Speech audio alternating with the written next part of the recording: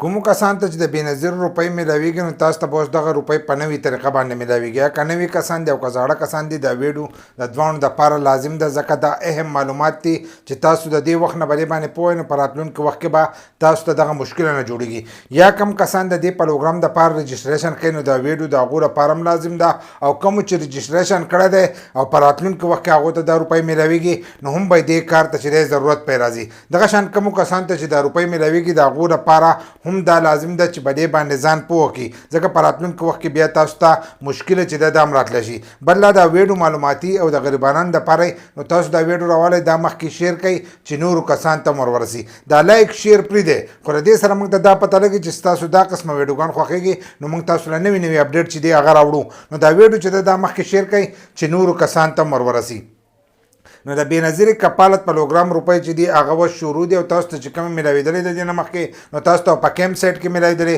اوس دې ځل چې کم قسط میلاویږي هغه تاسو ته په دوکانونو کې میلاویږي، لکه ځای په ځای چې کم دوکانونه دي نو هلته کې تاسو ته دا روپۍ چې دی دا میلاویږي او تاسو خپلې روپۍ چې دی دا راغسته شئ. خو په راتلونکي وخت کې به دا تاسو ته په ډیجیټل ویلټ باندې چې دی په دې باندې میلاویږي. ځینې کسان به دا نه پېژني، لکه ستاسو سره چې کومه بټوه ده دا به ډیجیټل به دا داسې چې دا به آنلاین پرته وي، لکه آنلاین به ستاسو په اکاونټ کې دغه روپۍ او تاسو به د خپل اکاونټ نه چې دی دا به راوکاږئ. د هغې لپاره به نمبر ته ضرورت راځي، لکه ستاسو د موبایل نمبر چې دی هغې ته به ضرورت راځي. نو کمې زنانه چې دا روپۍ اخلي هغو له پکار دی چې په خپل نوم باندې نمبر راوکاږي. هغه تاسو د هر یو نیټورک راوکاږئ، که زونګ راوکاږئ، که جیز راوکاږئ، که ټیلنر راوکاږئ، که هر یو نمبر چې دی هغه راوکاږئ. هغه راوکاږئ هغه نمبر چې دی هغه به لاړ شئ دفتر ته.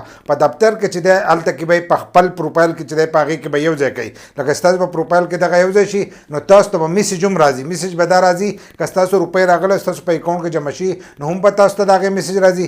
بل لا که دغه ډیجیټل ویلټ چې حکومت شروع کړو نو د هغې په ترو به تاسو ته هغه روپۍ چې دي دا هم میلاویږي. لکه څنګه چې په روژه کې 15,000 روپۍ میلاوېدلې او د خلکو اکاونټونو ته ورلېږلو. ځینې داسې اکاونټونو چې هغې ته روپۍ لېږلې خو کسانو ته پته نه وه، پته ورته دا نه وه ځکه چې هغو پردی نمبر ورکړی یا یې داسې نمبر ورکړی چې هغه نمبر بند و نو د دې د وجې نه هغو ته هغه 15,000 روپۍ چې دی دا نه دي میلاو شي. نو تاسو چې کم کسان رجسټریشن کوي هغه د هم ځانه نمبر راوکوي او خپل اوریجنل نمبر دې ورکوي چې کم د هغو سره کولاوي. او کومو کسانو چې غلط نمبر ورکړی هغه دې لاړ شي او خپل نمبر دې په دې کې اپډیټ کړي چې ستاسو نمبر چې دی دا چینج شي و زموږ دا نمبر دی او دا نمبر چې دی دا هر ټایم کولاوي. نو تاسو ته به هغې ته میسج راځي.